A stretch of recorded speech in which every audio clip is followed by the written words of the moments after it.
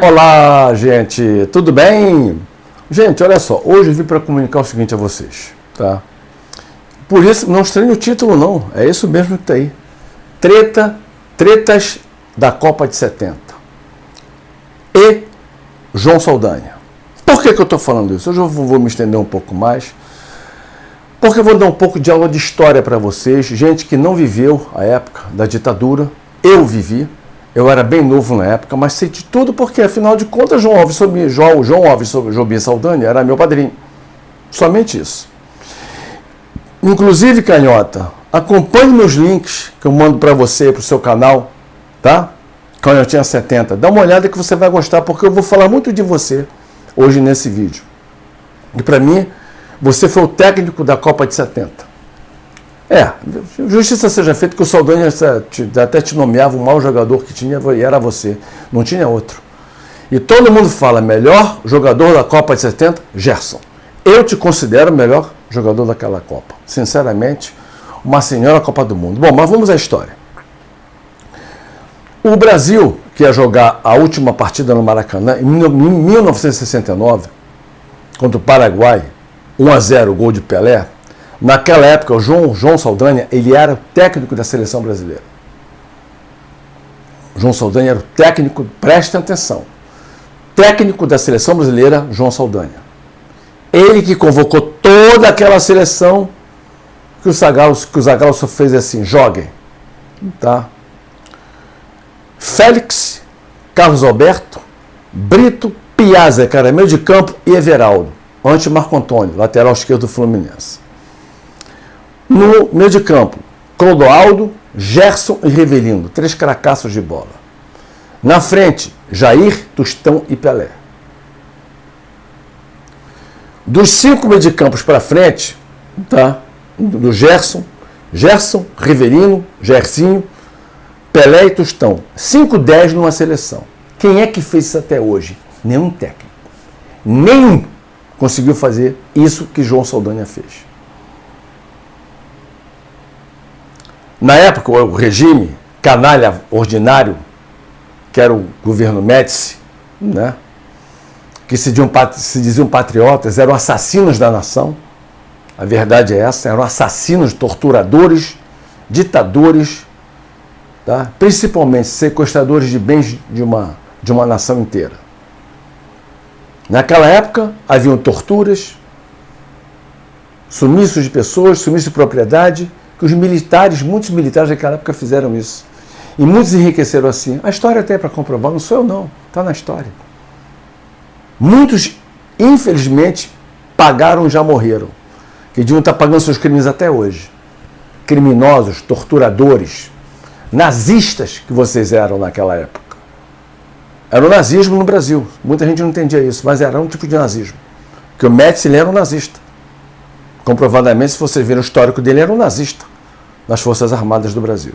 Bom, então, naquela época existia um técnico de futebol, magrinho, teimoso, com personalidade forte, com opinião forte, que era um cronista esportivo, chamado João Alves Jobim Saldanha, que eu tive o privilégio de conhecer muito, muito bem. Então, João Saldanha, naquela época, ele articulava bem as suas opiniões e conhecia o futebol arte, futebol inteligente, de toque rápido para frente, toda hora para frente. Nunca jogou para trás, sempre para frente. Não, bate, taca pro cara jogar lá na frente, vai lá, manda o cara lá, manda o sujeito jogar lá, manda ele fazer isso, manda ele lançar, vai fazer. Assim que ele era. De uma personalidade fortíssima. Muitos infelizmente não foram como ele, mas deviam ter sido. Ousado, para frente, gostava do time na frente. Esse era João Saldanha. E uma vez, perguntaram para ele assim, o senhor e o presidente têm muita coisa em comum. Ele falou assim, sim, temos. Ele disse, somos gaúchos, somos gremistas, mas eu não dou opinião no mistério dele e não escala a minha seleção. Um pouco depois disso, ele foi mandado embora da seleção brasileira. Mas aquele time todo que formou foi João Saldanha. É aí que eu queria chegar, nesse ponto. Ele combatia muito o regime do Garrastazu Médici. Sempre combateu. E ele tinha... ainda vou fazer um especial melhor do que eu estou fazendo hoje sobre ele. Ele tinha carimbo para ele voltar. No passaporte dele, tinha carimbo para ele voltar para cá, para o Brasil. Quando ele foi para lá como comentarista. O passaporte dele estava já carimbado, mas antes da seleção brasileira. Carimbaram o passaporte dele. Mas ele não se abalou, não se intimidou, não ficou cheio de 9 horas. Sabia o que estava fazendo, que era um grande profissional, um grande jornalista. E sabia enfrentar. E enfrentou muito bem. Tá? Tanto é que em 1972, quando ele falou numa rádio aqui no Rio de Janeiro, que ele chamou todos os cronistas, reuniu todos os cronistas e falou o seguinte: vai ter a Copa Roca. Inventaram uma Copa Roca, uma Copa para arrecadar fundos para a CBF. Antiga CBD, né? Para a CBF, como sempre articulando, armando para ganhar algum dinheiro. E nessa época, ele era cercado de dedo duros, de cronistas e tudo mais. E ele, João Saldanha, disse na cara ele disse para um jornalista aqui no Rio, ele disse para esse jornalista, não vou dizer quem é, que ele começou a dar uma de pomposo e tal, ele falou: rapaz, matei tua fome. Assim. Ele já faleceu, já, esse jornalista. Mas eu vou falar no especial mais tarde, vou falar quem é. Rapaz, matei tua fome.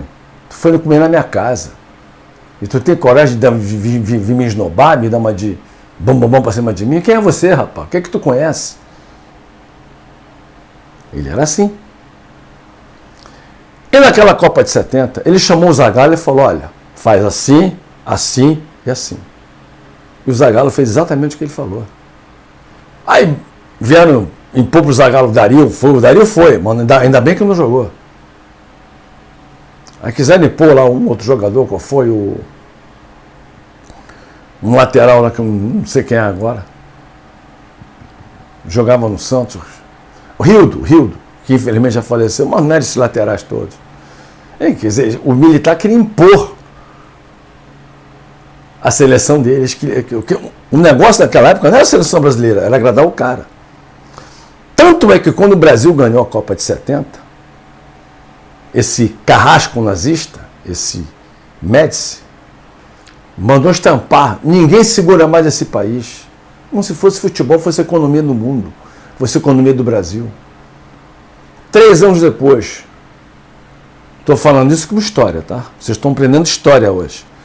3 meses depois, 3 meses depois, inflação alta, desemprego em massa e a Transamazônica foi um fiasco. 3 coisas do governo Médici que vieram por água abaixo. O que deu certo? O que o Médici fez de bom para o país? Nada. Estou contando o que eu vivi, o que eu convivi, o que eu sei, o que eu convivi, o que eu sei, o que foi. Não vem me inventar história, porque eu vivi isso de perto. Vi dentro do que estava acontecendo. Todas as pessoas da época viram o que aconteceu. E eu vou deixar aqui na descrição o link, tá? Um link muito bacana que eu descobri do meu querido padrinho falando que ele não escalava o Ministério do Médici e o Médici não escalava a seleção dele. Vocês vão ver aí no link, aí, na descrição. E a capa, vocês viram, né? A capa aqui do vídeo. Ele, na redação do Jornal do Brasil, rindo ali, né? Mandando brasão na máquina dele, máquina de escrever, que antigamente tinha máquina de escrever. Que antigamente o cara estava aqui, ó. Não é para qualquer um, não é para quem sabe. Né? E ele era um cara que ele sabia a opinião que ele ia dar. Sabia o que ia falar. como eu, por exemplo. Então você não pode pegar um regime e impor dentro da área esportiva. Pegar uma parte política e levar para a área esportiva. Porque você mesmo se prejudica. Você está achando que está fazendo favor para uma população, você está ofendendo a população. Né? Não faça isso. Seja ético, seja honesto, seja íntegro. Coisa que não existia na ditadura. Eu vou dar um exemplo rapidinho para vocês aqui. Um garoto foi jogar no... Vou dizer o clube, mas não vou dizer o nome do rapaz, não. Foi jogar no Fluminense. O menino não tem problema. Não diz, mas bota ele para jogar, bota ele para jogar.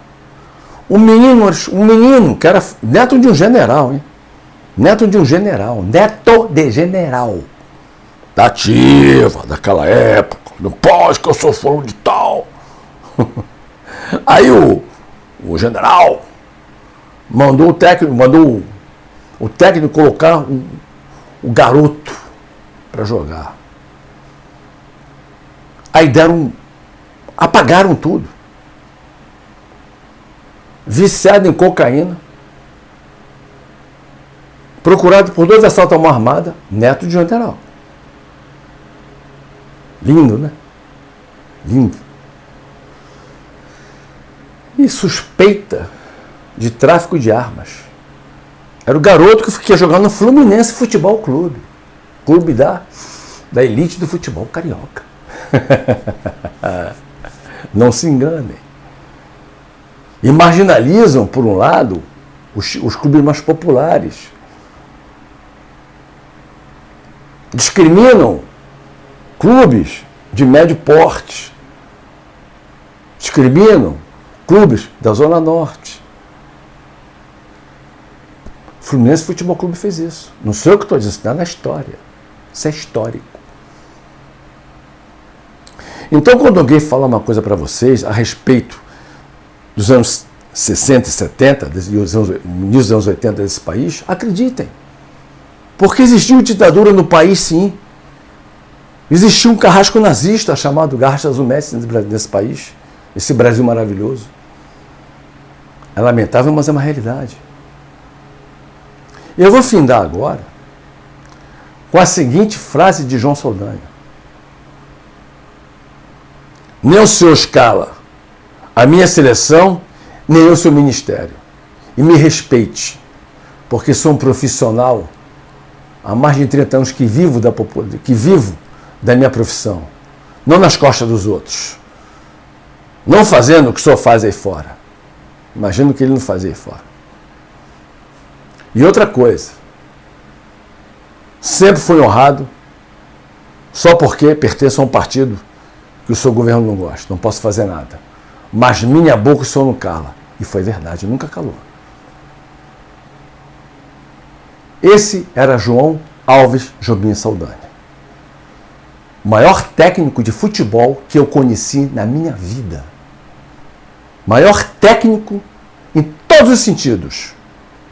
Não só na parte humana, na parte técnica e na parte física.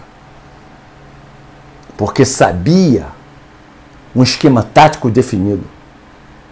Ele dizia, o Brasil pode jogar 4-4-2, 4-3-4, 4-2-4. E deu certo.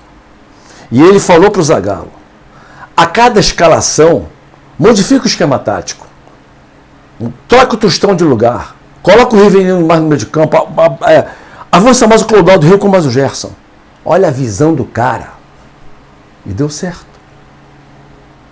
E quando eu falo para vocês que eu, Ronaldo César Chaves, escala uma seleção com jogadores aqui do Brasil, a minha seleção ganha do Tite aonde ele quiser, a hora que ele quiser.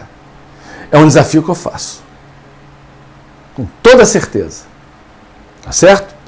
Aguardem, porque eu vou gravar esta semana com uma pessoa muito bacana, especial, lá na Pavuna. Tá? Nós vamos fazer uma matéria muito bacana sobre os nossos amigos de quatro patas. Vou fazer uma matéria de um pet shop muito bacana lá na Pavuna, tá bom?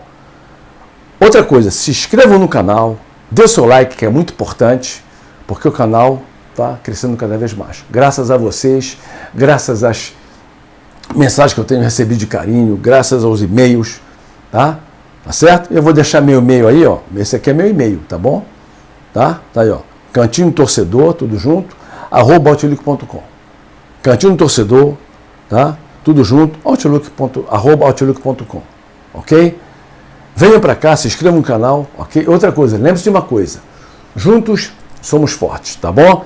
Gente, meu muito obrigado, sempre agradecendo a todos vocês, Ronaldo César. Obrigado, forte abraço, valeu, é por aí. Juntos somos fortes, valeu, muito obrigado, valeu, por aí, muito obrigado, valeu por aí, valeu, muito obrigado, valeu, muito obrigado, valeu. Se inscreva no canal, venha para o Cantinho Torcedor.